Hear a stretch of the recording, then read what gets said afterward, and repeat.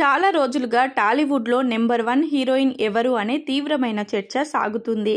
నిన్న మొన్నటి వరకు లైన్లో ఉన్న శ్రీలీల ఇక తన సినిమాల విషయంలో ఆచితూచి అడుగులు వేస్తూ ఉండడంతో ఆమె చేతిలో ప్రస్తుతం కొత్త సినిమాలేవి లేవు. అందుకే నెంబర్ 1 రేస్ నుంచి పక్కకు తప్పుకోవాల్సి వచ్చింది.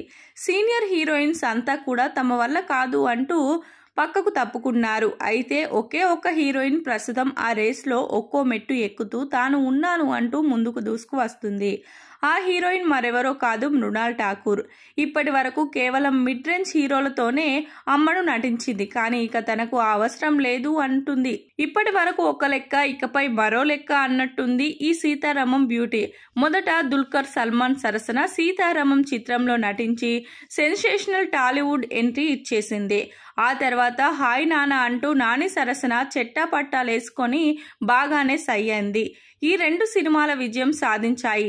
అందుకే ఈ వరుసలో హ్యాట్రిక్ విజయం కోసం విజయ్ దేవరకొండ ఫ్యామిలీ స్టార్ సినిమాలో నటించేందుకు సిద్ధమైంది. అయితే వరుస విజయాలు అందుకున్న మృణాల్కి తెలుగుతో పాటు హిందీలో కూడా భారీగానే ఆఫర్స్ వస్తున్నాయి. గతంలో అక్షయ్ కుమార్, షాహిద్ కపూర్ సరసన నటించిన మృణాల్ ఇప్పుడు పాన్ ఇండియా స్టార్ ప్రభాస్ సరసన నటించేందుకు రగ్గం సిద్ధం చేసుకుంది.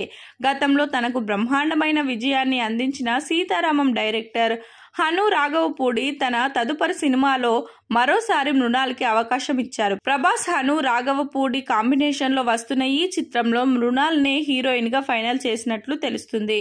ఈ సినిమా కనుక హిట్ అయితే మృణాల్ రేంజ్ మరో రేంజ్ కి వెళ్లడం ఖాయం.